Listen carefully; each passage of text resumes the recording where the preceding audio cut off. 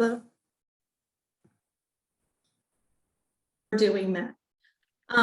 So with this, we have this PNS, we have these structural parts that make it up. Well, you remember those sensory receptors that basically send messages to the brain. Well, we have different types. As you saw there, some do pain, some do pressure, some do light, and they're called different things. So you have chemoreceptors, thermoreceptors. Obviously, you can kind of see what these might be in relation to. Yes. You have mechanoreceptors, pain receptors, all of these giving you the feedback that you need in order to do the things that you love. Something fun to note is that sometimes people feel like if I'm working on their muscles or something like that, and they're like, no, that's not painful, it's ticklish. Like it tickles. And I'm like, okay, well, they're almost like in the brain. Sometimes we associate that pain sensation with a ticklish sensation. So some people, they're like, oh my gosh, it doesn't hurt, but it kind of does, but it's more ticklish. That's because the brain is like almost protecting as well as kind of meshing those two feelings due to where the receptor sites are, signals are being sent in the brain. With these mechanoreceptors, these guys are the ones that tell you, hey, you stretched here. Hey, you have pressure being placed here. Hey, your body part is ABC. Where is it? That's what it's telling us. And within those, you have something called a muscle spindle. And we'll kind of talk these through, and then I might actually send you some other resources that I love for movement systems. But the muscle spindles sense whenever there's a change in the muscle fiber length at rest. Okay. And it's a stretch reflex that occurs within this muscle spindle. It's a very fast, reflective contraction in response to increased tension in the muscle.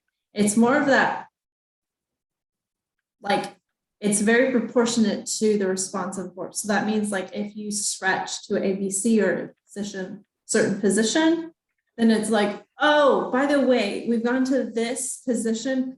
That's a little bit uncomfortable. We're not used to going that far. We're going to send out a red alert, letting you know that we've gone that far. So it's kind of like a checks and balances of your musculoskeletal system. And then you also have something like this in the tendon. And the Golgi tendon organs within the tendon, musculotendinous junction senses an increase in tension there. So like I say, you have the muscle spindles that let us know, hey, you've gone a little further than maybe what we're used to in the muscle building. Now we have something in this musculotendinous junction, which is where we get a lot of injuries, that says, hey, we're getting stretched here. We probably shouldn't be, just to let you know, here's a heads up. And it causes a very slow reflexive relaxation during this increased stress. So what that means is that for about 8 seconds, it's going to be like, do we really want to do this? And if you're gently holding it, you're not like, bam, going out into like this huge movement that you probably shouldn't be into. You're just going into an appropriate stretch. Over the course of those 8 seconds, it's going to help resolve and relax. So what happens during a stretch, right? Because we have to have a muscle be able to stretch in order to produce power. Yes, we have to have it be able to lengthen in order to spring forward and create that power and force. If a muscle is passively stretched, its muscle tension is increased. So the muscle spindles fire and cause that stretched reflex. So think about whenever you are like going forward and you're touching your toes and you're like, let's do that stereotypical like cross-country runner or football player, CrossFit enthusiast that just doesn't stretch. We all know the person. And they're like trying to touch their toes, but they're about at their knees and their hamstrings and low back are screaming at them. That could potentially, and probably is, be the muscle spindle fibers and those Golgi tendons being like, are you sure you want to do this? Because we haven't been there in a while. And it's protecting you from injury. But here's the interesting part. The stress reflex increases that tension in that musculotendinous junction, which stimulates that Golgi tendon organ, which after that 8 seconds starts to cause a relaxation within the muscle so that the tension isn't on that musculotendinous junction. Let me say that again. So as say you're doing that toe touch and you are feeling that, and maybe you're feeling it up into your butt cheek or behind the knee. Your muscles are like, they're like super tight. Maybe you just did deadlifts and a hamstring day the day before. So what the body does is it's like, okay, we are feeling this in the musculotendinous junction and the tendons. We should not be feeling this tendon being stretched. It should be felt in the muscle. We're going to send out a, hey, you should probably relax because we don't like this feeling inside the tendon. And it helps to reflexively relax the muscle belly as much as it can. Now, if somebody naturally has lengthened hamstrings that always feel tight, and I'm doing these air quotes on purpose, then we're not going to get that length in the muscle because we don't have it. It's just going to be sent into those tendons. So just something to think about. If you're going to stretch, oh man, if you're going to stretch, you want to be able to do it appropriately. There are different types of stretches. Sorry, I'm here at home, so things happen. So with these different types of stretches, you have a ballistic type of stretch. This is involving rapid movement, and it's kind of bouncy. Think of like your old school 70s aerobics, where you had like that bounce, and going back and forth, and they have their arms up to the side, and they're doing all these fun things in like tights and big hair. That's kind of that feel. And it's about contractions that kind of play against the prime mover and the antagonist. Remember those words that we used the other day? It's been a couple of weeks, but it's basically teasing the muscles into lengthening or stretching. Then, of course, you have the good old static stretch. This is the one where bend down and touch your toes for 10 seconds. Yeah, we've all done that in like gym class. This is a very passive stretching way of stretching. And then you have something called hold relax. This is where whatever you are wanting to stretch, so the prime mover, you try to relax the antagonist via reciprocal inhibition, and the prime mover then holds that position of stretch. So what does that mean? That means that one muscle is working and it reflexively relaxes the other muscle, which in this case would be the antagonist. And then, of course, that prime mover just holds that position to allow that antagonist to stretch. A great example of this is if you are doing like a straight leg raise, leg up to the ceiling, and you're using your quadricep is doing the work, the hamstring has to lengthen, okay? That's where you get the stretch. The quadricep is doing the prime mover work. Contract relax. This is a great one to do with somebody else helping you, where you passively move, or you can do this with yourself with a towel, but you passively say, do a hamstring stretch, like you see the old school gym shorts right here, but you see them doing this right here. And you hold that stretch for about 7 to 10 seconds. And then the person just with about 20% of their strength presses the heel back into the stretch person's arm. So the person who's applying that stretch. They kind of feel that hamstring contract a little bit, then they relax that contraction, and then the person's actually able to move them deeper into the stretch. So this contract relax gets a lot more movement, because it's almost like we're teasing out the muscle, allowing it to contract, and then letting it relax even further, because it's known that, oh, this is where I am. I'm able to contract. Now, can I release a little bit more? So really, which one's best? That's the question that I get asked all the time. I've been certified as an eccentrics instructor for about 11 years now, yoga instructor for 5, I don't know, it's been a hot minute. Maybe 6, I don't know. And I get asked this a lot, like, okay, well, I want to stretch. What is the best way? Honestly, it depends. Okay. Ballistic is good sometimes for like an active warm-up, like you're just getting yourself moving, you're getting the juices flowing. Think of it kind of, it's not a dynamic warm-up, but it is. Yeah, because we're getting things moving, we're moving around. Think of like you're skipping A's, skipping B's, high knees, stuff like that, getting that nice stimulation to the nervous system as well as to the tissues.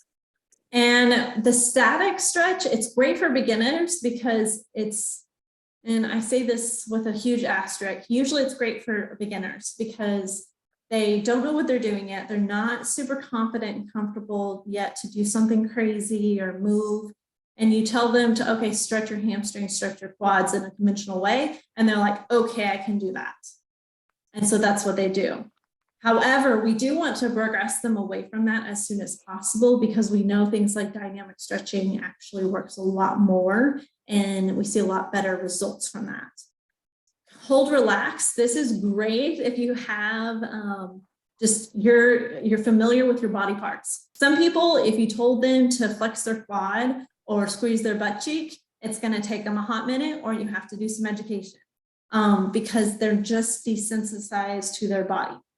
However, once you got that down, once they're pretty familiar with their body, then you can do this hold, relax, and it's very effective. And the contract, relax is a great way if, you know, a practitioner such as myself is going, okay, let's see what range we can get if we're pretty stuck. Press against me for a little bit, contract, relax. Let's see if we can get a little bit more. And sometimes that's all that we need to get a little bit more permission within the muscle belly.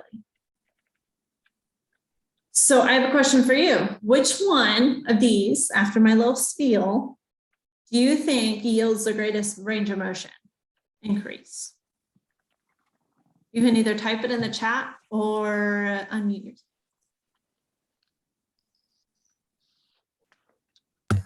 Could you go back to the other slide so we could see the names real quick? Yes. Thank you.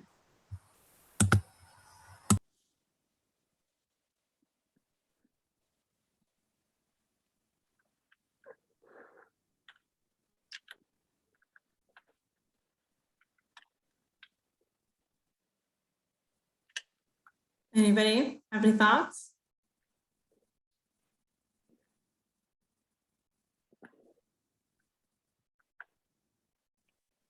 Hold, relax, or contract, relax? Yes.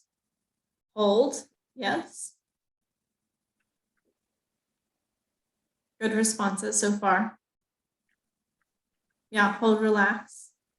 Because especially, you know, once we're familiar with it, now we can use physiology. We can use the principles that are found in kinesiology and anatomy to be able to leverage that knowledge to get more range of motion, to get the belly of the muscle to contract and relax. And then, of course, if you have somebody to help you or a practitioner to help you, the contract, relax done appropriately is huge. It's a game changer. Just because, again, we're playing around with those Golgi tendon organs. We're playing around with the muscle spindles. We're playing around with reflexive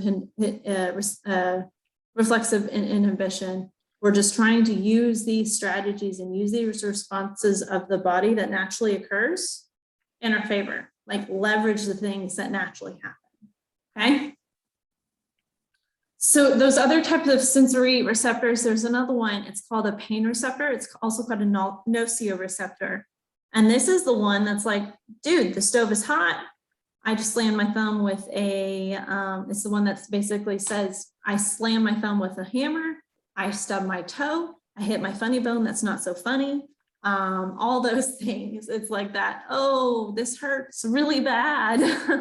Or also like a hamstring strain. That's another one that you could think of, like the strain, that tissue damage that has occurred, that's going to happen. And it's interesting because it's basically sending a message to the body, to the brain, that's like, hey, you messed up. There's something's going on. And it's going to send a messenger that says, hey, hold up. We did something wrong. Something's wrong. And it's telling us that something is occurring in the body that should not be occurring. And it's a blaring green light. For some of us, we hit our toe on the wall. For some of us, it's, okay, my back actually gave out because it's been working so hard and now I'm getting that noxious pain. It just depends. And remember that this is a one-way ticket. It is going straight up. And it is going to the brain, and it is like that annoying, like a fire alarm. Fire drill is in school, right? And you just wanted to plug your ears and go the other way. Well, the body's getting that fire alarm signal, like being pounded into its head. And that signal intensity starts to really tax the body. If you've ever been in pain, you know how much it can affect your mental capacity.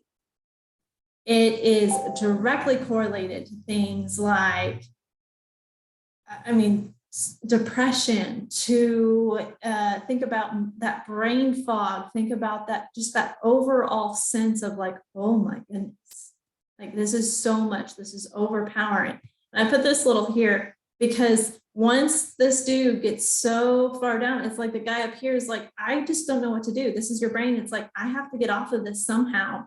This guy's got to move or got to do something. Otherwise, I'm just not going to be able to do this. And so the body actually does something really, really cool. It's called the gate control mechanism or the gate control theory. And basically, the body, once it gets to this chronic point of like that blaring noise, think of it this way. It turns that into more of a low intensity simulation. It's basically, okay, I've had this dull, aching pain for so long that my body starts to just quieten it almost. My body gets used to it. And in a conscious way, an unconscious way, we just start to filter it out. Think about like whenever you go to the hotel or go to somebody else's house or sit in a new car. You're sitting there and you're either thinking, wow, that stupid AC is stupid loud, or you're thinking, hey, where's my AC? Where's my fan? I'm used to something that's louder. Same way with like a truck or versus a car, like, you know, the new hybrid vehicles that like don't make a sound versus the Charger that doesn't have a muffler and you can hear it from 2 miles away. It's going to be a huge difference. Yeah. But the person who's been sitting in the Charger for a long time, probably not going to notice it as much as the person who just got in it. Okay. So the body is just trying to modulate and help protect you as you go through things. Questions on that? I know we covered a lot.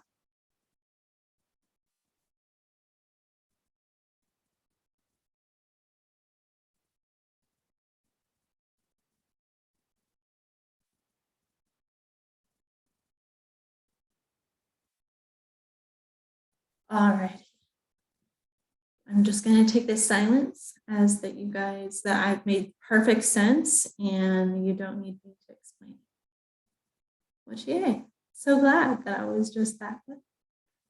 All right, let me see. So how many of you put in the chat are either curious about or considering going into or are currently in a sort of strength and conditioning role, whether you're doing strength right now, or you have been doing strength, or you have in the past, or maybe you're thinking about going into it as a profession? Let me know in the chat.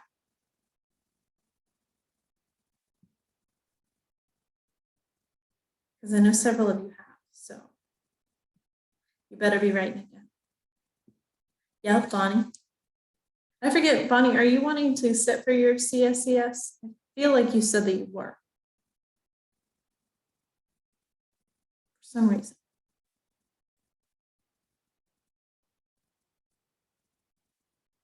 I think that Evan said that he works out a lot, or did, before surgery. Getting back to it. I have been getting back to it. Yeah, you're going to. Anna, I work out sometimes. Hey, it counts. Totally does. Some of us, especially whenever we're in school, it's like you got to pick your battles, right? Okay. So as we go through this, especially if you're like, oh, it's just interesting, I want to know more, ask me questions. It helps, especially whenever I don't hear crickets. Sometimes it's really weird whenever I'm just the only one talking. So if you have 2 cents or whatever the case might be, feel free to bring it. Anna, I like Zumba classes though, not really strength training, but still that is, you know, conditioning. It's just a different feel and there's nothing wrong with that. I am weight training, currently studying to be a personal trainer. Awesome. Well, hopefully this helps you. If you have any questions, ask them and I'll do my best because yeah, that's awesome. All right, so we're going to come and just bust some stupid myths that are still running around rapid today. So common misconceptions that if females lift weights, you're just going to come in and look like a dude. And that's not how this happens. That's not how any of this works. Different women have different levels of testosterone. I am not debating that.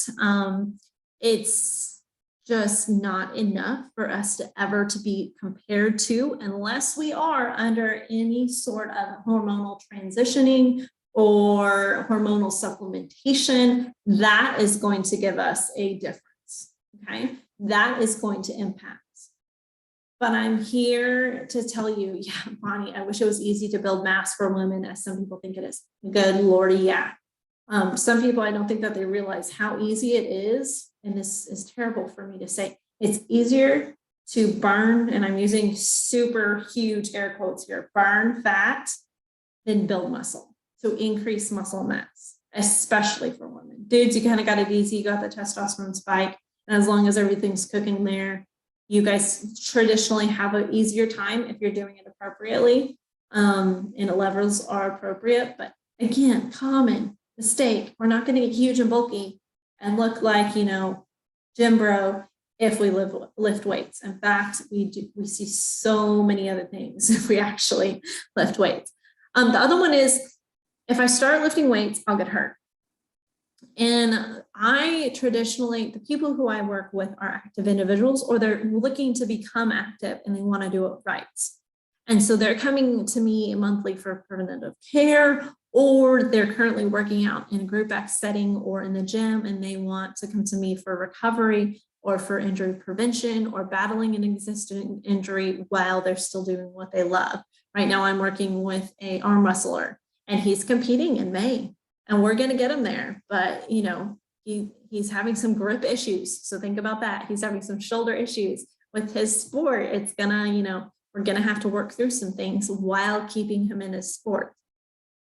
You're not going to get injured just working out if you're doing it correctly. If you have proper guidance, if you have proper support, if you have proper foundational knowledge, you're not going to get injured. Unless we're not recovering appropriately, we're not doing the lift correctly, we're doing too much at too much of the time, increasing volume, load, training capacity, or we've done so much to that muscle group that it's now just fatigued and we decide to go up 10 more pounds. Again, overload too much, okay? Incorrect technique, too much weight, poor spotting, poor stretching, lack of stretching, inadequate warm-up, and I'm going to add on there inadequate recovery, inadequate nutrition, inadequate hydration. All of those things are going to impact. And so if you are doing it correctly, and that's why I tell people, if you're not used to it, ask someone for help. It's not a bad thing. Don't just lace up your shoes and go for a 5-mile run. Just saying. Weights and conditioning won't burn fat. I want to lose fat. I am here to tell you that weightlifting is the best way to burn fat. It just takes time, like 4 to 8 weeks. We're not going Biggest Loser style and putting you in a marathon training program. We are looking at it for the long haul. Everyone who's anyone knows the impact of Biggest Loser strategies. It never ends well. It just doesn't. And if it does, that's because they did a buttload of work after the show was over to write their system. And I could go on a rant about that for a while, but I'm going to leave it there. But I promise you, weights and conditioning, it does, you will see the drop in weight. It just takes time. And it's not always like a linear downhill slope. It looks like peaks and valleys, but what we want is the trajectory to be down, okay? Especially for women. If I go work out, I will be more conscious of my body, even more than I already am now.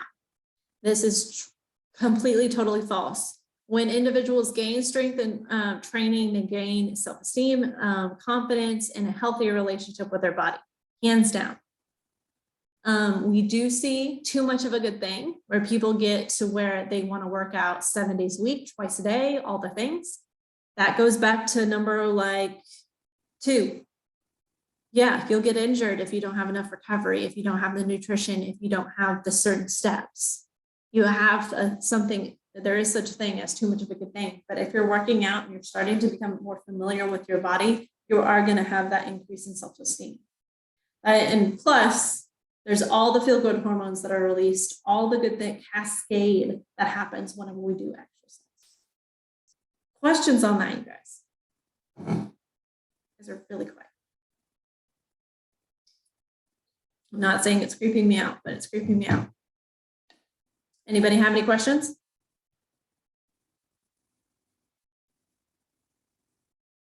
All right. I'm just going to take it that I'm just that good of a professor and we'll move on. Okay, so let's talk about the basics here. And some of you, this might just be your everyday occurrence if you're used to lifting and working out. It's all going to be specific to every body. So every body is different, but it's going to be an individual's threshold for volume, intensity, frequency, and duration. And you have to be able to slowly progress in order to see those changes. You don't want to just be stagnant. You have to tailor it to somebody's goals. If somebody is looking for weight training or for weight loss, it's going to look a little bit differently than somebody who's wanting to max bench at a powerlifting event. If you've seen the two demographics, you know that there's a big difference. It's also going to look different if somebody is just wanting to get toned up. It's also going to be looking different if you're this chick right here who's trying to do something crazy. That's going to be a whole lot of something else. When muscles are taxed, they must be stretched. Basically, what that means is whenever you tax, whenever you fatigue a muscle, we want to rehydrate it. We want to get those tissues moving. How do we do that? With movement and stretching and hydration. Think of it as kneading up dough. It's not going to mix in all the good new ingredients into that dough ball if you just set it there on the counter and be like, that looks cool. I did all the mixing. It doesn't need anything else to it. And we're just going to let it sit there. Yeah, you're not going to get a good loaf of bread at all. You have to be able to knead it to be able to incorporate all those beautiful air bacteria and so much more. Same rules apply within your muscles. We have to be able to knead out those muscles and get new hydration, new fluid, new all the things to help that muscle to begin recover. We don't want to just sit there because that's where we get like the old grandma look whenever you get out of the car, like your first day back at Zumba, Anna, your first day back in the gym, Bonnie. And you're like, I don't need to stretch. And so you get in the car and then you fully realize whenever you get out of said car that you have made a big mistake because you can't straighten your legs. Yeah, we've all been there. We need that hydration back into the tissues after they've been taxed. I have a question. Yeah, what's up? So does foam rolling do more like the stretching or like the kneading? Great question. So what we found via literature and so much more, foam rolling gets us a temporary increase of range of motion. In order to sustain that range of motion, we need to be able to move in that range of motion and keep that range of motion. It's more of a temporary leg up, if you will. However, whenever we use it for recovery, which I love that you said this, it is doing that kneading, which is bringing in that hydration. It's also kind of stretching it. And honestly, it's an active dynamic cool down because if you've ever foam rolled in your life, you're like, holy crap, my upper body and core, cool, right? Especially if you're doing like your hips, quads, hamstrings, you're lifting your butt off the ground and you're like, wow, abs and arms, hello. So it's a good way to integrate other things in. And you're right, it's like that kneading. And I like people to use that because again, it's that initial increase in range of motion, that kneading capability to just get the tissues moving and flowing. And this can also be the case. Some people do this before workouts to again, stimulate that circulatory system. Think about the lymph system too. We're stimulating that. Now it's not the end all be all cure all, but it does work. And Anna, you're right. It's so much core work. You do it and you're like, holy crap, because you're lifting up your body weight. And your body's like, wait, what just happened? So it's really, really nice. And that's a great question.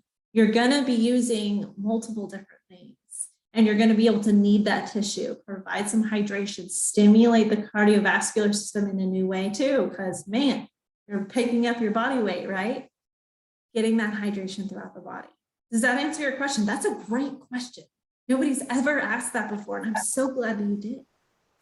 Yes, that answers it. Thank you. Okay, cool. I'm glad that you asked that. Nobody's ever asked. I love it.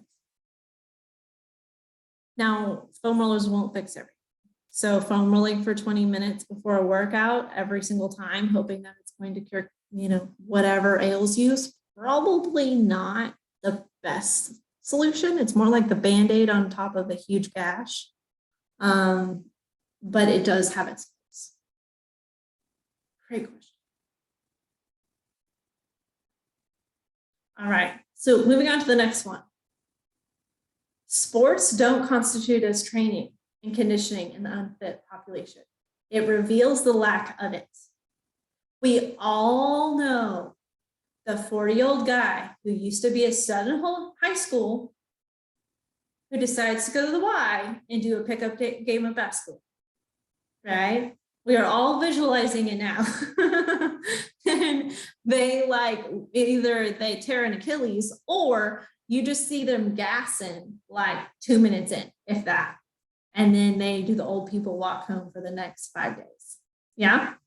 They realize that they're like, wow, I haven't been doing anything. And then I decided that it'd be cool to do a pickup game because I used to do that in high school.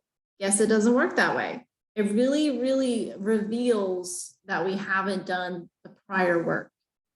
Think about somebody who decides, I'm going to go run a 5K, and they lace up their shoes. And then about, maybe if we're lucky, an eighth, a fourth of a mile in, they're like, wow, this sucks.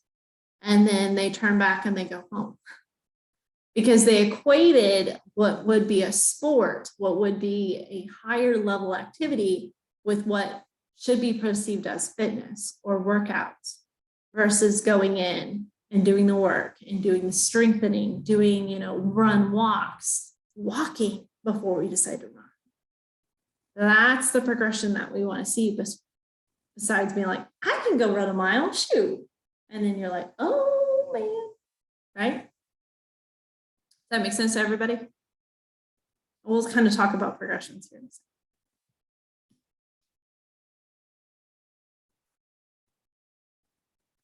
All right, so principles that every good human needs to know. And these are not the only ways. Like, this isn't how I program all my people, okay? I use an app and do like customized trainings and stuff like that, which I actually have to do after this call. And, I'll switch it up. I use different things, but here's just a blanket, basic, down and dirty, quick start out for y'all. So volume, the amount of weight lifted per workout session. So if you're looking to gain strength, we're going to be looking for lower reps. Like, we're going to be looking for 3 sets of 1 to 5 versus strength or endurance, thinking about like, okay, I'm a marathon runner, but I still want to have some strength. We're going to be looking for that 15 rep mark, just trying to get that fatigue set in and maintain that for a long time. And then of course we have intensity. We're going to be wanting to modulate the amount of weight lifted per rep. So are we lifting a 5-pound dumbbell or a 25-pound dumbbell? That's going to be a huge difference. So if we're looking for pure strength gains, we're going to be looking to really push that limit. Of course, less reps, the heavier weight versus the strength and endurance. We're going to want to be able to hold out for a while. So we're not going to be wanting to pick up that 25-pound weight. We're going to be wanting the 5 to 10-pound weight. And then also you can modulate the rate at which this is lifted. Are we giving ourselves plenty of rest time to where we just really get the chance to recover? Or are we pushing the limit and trying to be like, okay, 30 seconds has passed, let's get it going. Next one. Another thing is frequency of sessions. Some people, they're like, I want to hit the gym 7 days a week. And those are usually the ones that get burned out super quickly or injured. Optimum is going to be 3 to 5. I'm saying, 5 days in the gym, 2 days of active recovery. That does not mean sitting on your couch, eating bonbons and feet up on the couch and just pouring back a whole bottle of wine. That's not recovery. Okay. That is where you kind of mess up what you were just doing. We need to have the time where our muscles are able to recover if we're taxing our tissues appropriately. So trying to not have too much of a good thing is a really, really important. And then of course, duration. You do not have to be in the gym for 13 hours, okay? You don't have to park your butt in the gym or on the bike for 2 hours. If you're just going for optimal fitness and health and wellness, you're not like competing. Again, this is fitness versus sport. We're talking about fitness right now. Health and wellness, not sport, not competitive. Fitness. You don't need a 2-hour workout. You need a 20 to 30 to 45-minute workout. 1 hour, sure, great, you want to. But some people, they're like, I don't have 2 hours to commit to going to the gym. You don't need it if that's not what you're going for. Now, somebody who is Olympic weightlifter, power lifter, maybe a triathlon, marathon runner, stuff like that, or some bodybuilders, all those different things where they're like competing sport, that they're going to need longer rest times. Maybe they're going to need longer training times. They're going to have so many other factors. It's a different conversation. So just like I say, here's down and dirty. If you want to get muscle mass and you're like, hey, I'm in this boat right now. To be full transparent with you, I lost a lot of muscle mass whenever I had my second child. And so now I am in a place where I'm like, okay, I'm going to start hitting the gym in a different way. I was still hitting the gym, but I wasn't focused on this. Now I'm looking to kind of build muscle mass. That doesn't mean that I'm going to look like Arnold Schwarzenegger by any means. I am a former runner through and through.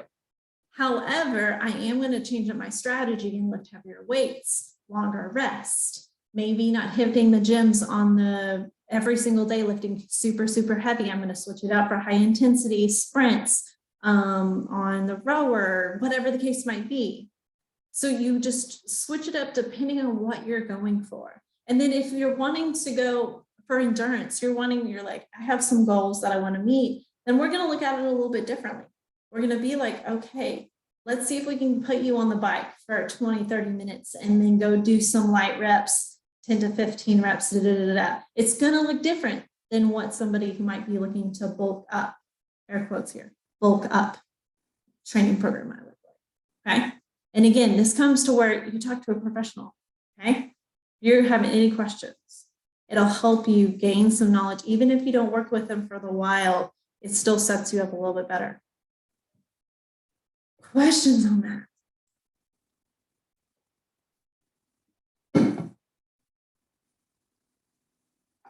Okay. All right, intensity. So whenever we're talking about cardiovascular, you want to know your max heart rate. That's really an old school way, but still kind of new school. Depends on who you're talking to. We want to know what's going to really tax the heart in an appropriate manner, because that's what we're going to be able to base everything off of.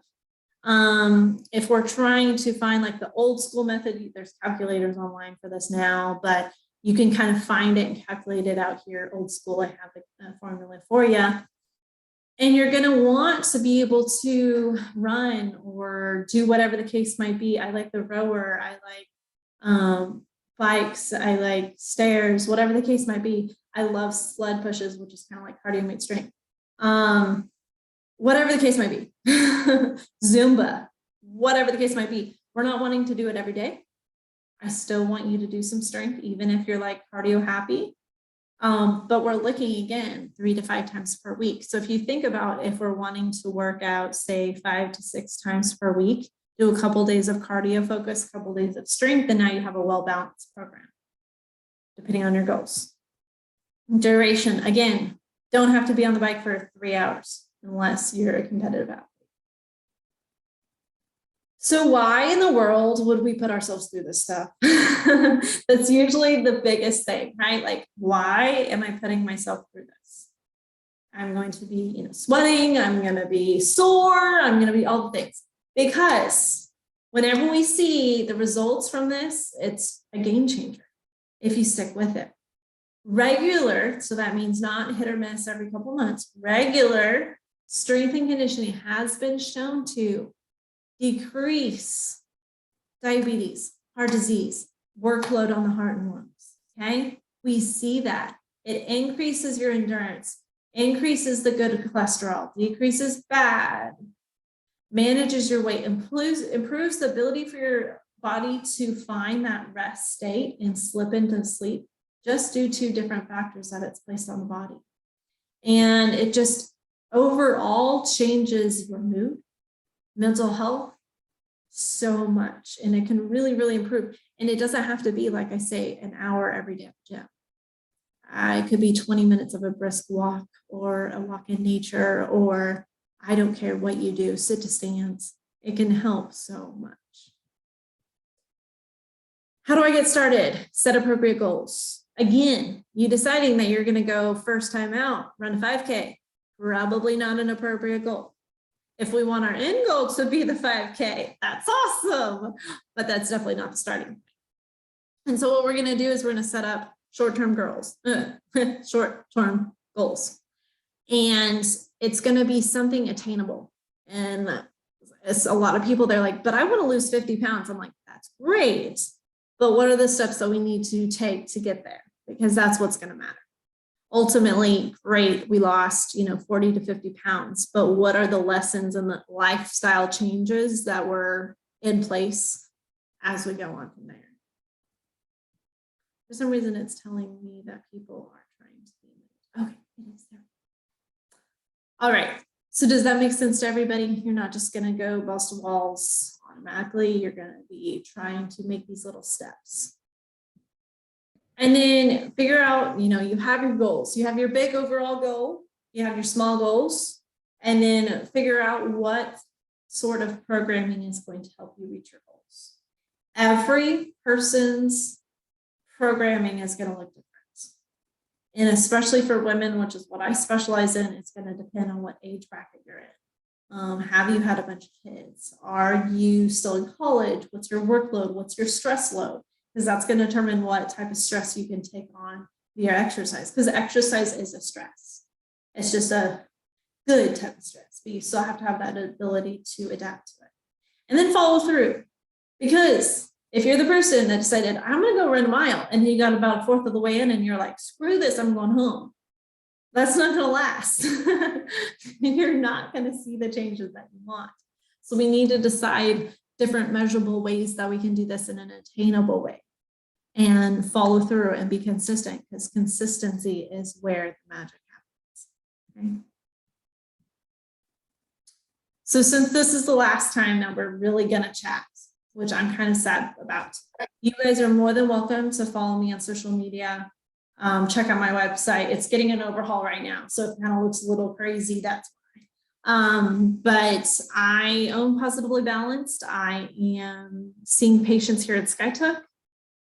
I lead wellness retreats for women. I have a couple in the fall, and I do different training programs for all ages.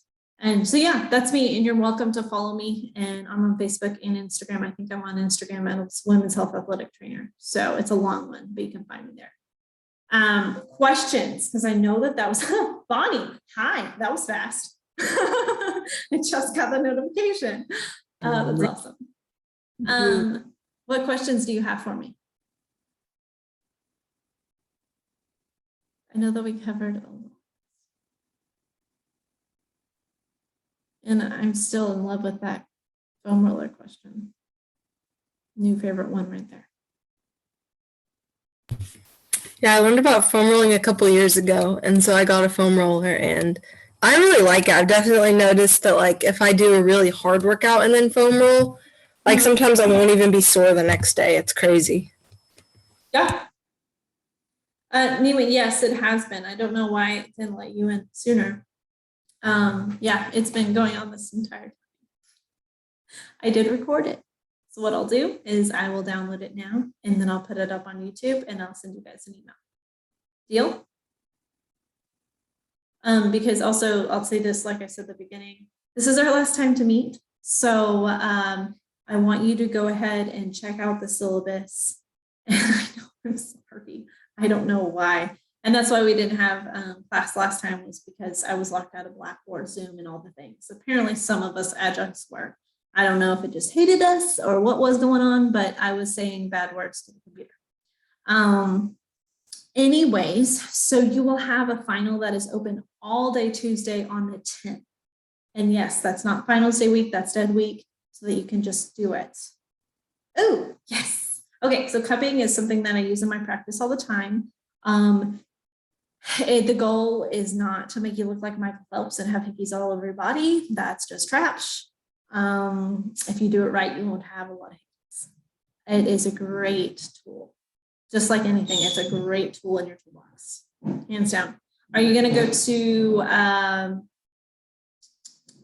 natural massage school? It's something like that in Sand Springs. They're really good. I've heard good things, depending on where you're going.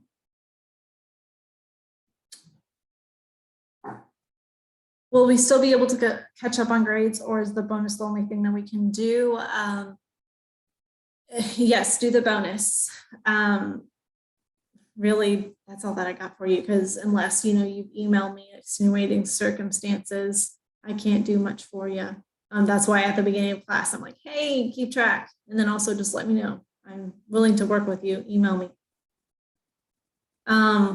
But yeah, thoughts on cupping. I love it. It's something that I use on, I won't say every patient, but a significant amount, because to me, it's like a spotlight to one section of the body. And it's like, hey, bring some nutrition here. And instead of just kneading it out like we would in massage, where we get in there, because I use massage techniques and stuff like that. Community care, cool. You just get in there and use it manually. It does the opposite. Instead of squishing, it's decompressing and allowing for that transmission of yummy, juicy healingness. That's cool. Yeah. Great question. Anyone else? It could be women's health related. It could be anything. What are your thoughts on acupuncture for physical therapy? Oh, what did you say? I'm sorry. Something about acupuncture. What are your thoughts on acupuncture for physical therapy? So I use dry needling in office. It's acupuncture dry needling. It's the language used. I'm not saying that acupuncture is exactly what dry needling is. I'm not saying that at all. I am saying that the way that I approach dry needling, I'm using the myofascial lines and connective tissue in the body. I'm targeting muscles, tissues, and connective tissues. I'm not necessarily targeting organs like an acupuncture Chinese medicine approach. But if you overlay anatomy trains, fascial lines with a meridian map, you see a correlation. And so it's the same song and dance, different words to an extent, because acupuncture can tackle a lot of a different scope. The way that I use it in physical therapy sense is more of tackling muscle chains. And if I'm dry needling in which just happened yesterday, it was awesome. I was dry needling somebody's right knee and it affected her right shoulder because of the myofascial lines. We were releasing tension down the line and it improved range of motion up overhead. So I love it. Again, it's a tool, just like how we have percussion instruments. So like your hypervolts, stuff like that. Just like we have cupping, we have massage, we have ART, we have dry needling, we have rock tape, we have so many other toys, right? Like all the toys. I love toys, I love tools, I love all the different techniques, and I'm a nerd and I'm going to continue learning for the rest of my life. So if you find some cool ones, email me. I will be down for it. But it's just another tool that is an amazing tool for healing and really for recovery too. Yeah, Bonnie, it just gets worse. And then you realize how broke you are. And then you have to save up more money. I just got done doing a mentorship that was expensive. And then I wanted to do the membership afterwards because I'm like, I want more. I want more. I will treat a couple more patients just to get more. So it's all how you look at it and how you use those tools. But great question, Evan, because I like it. I find it's helpful post-surgical. I've even had it done to myself. There's there's a sense of self-preservation that I cannot dry needle myself, but other professionals have dry needled me after surgery and stuff like that. And I found huge results from it. Great question. What else do you got for me?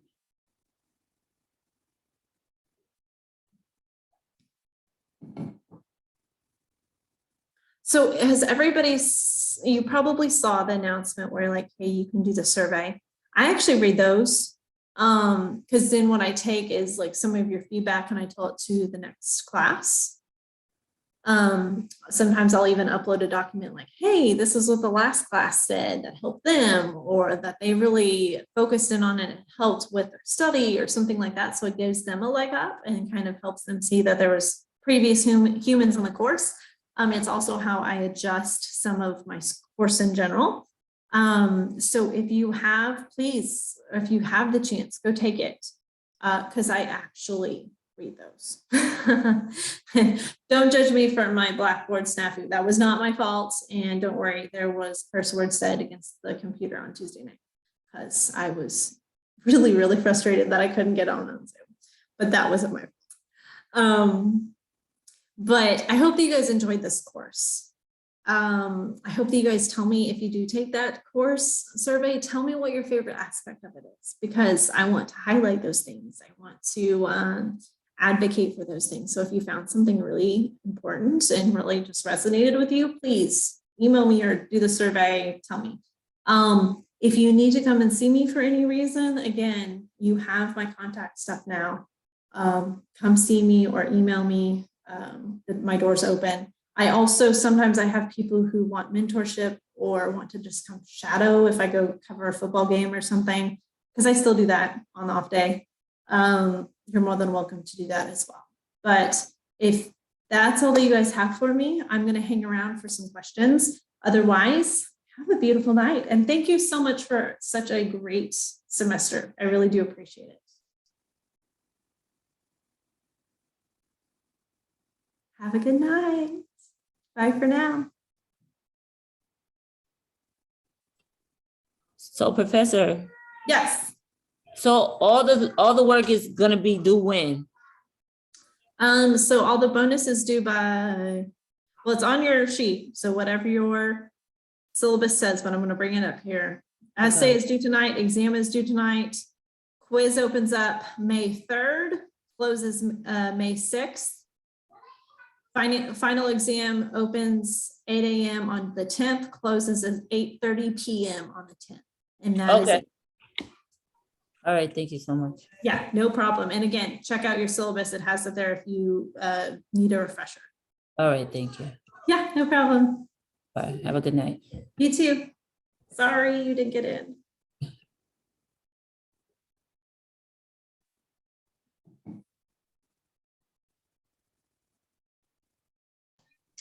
Professor, I just wanted to thank you again for being so lenient about my situation. Yeah, no worries. I've been there, and injuries suck. Like, there's no polite way to say that. Like, they just do. Especially surgeries, especially hips. Literally had your surgery, and I can tell you it took me a hot minute. So I'm here for you, whatever you need. Like I think I sent you that email. So just let me know. Will do. Have a great night. You too.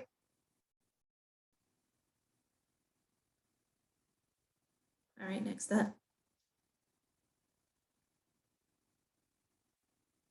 Tyler, did you need something, Miss Wilson?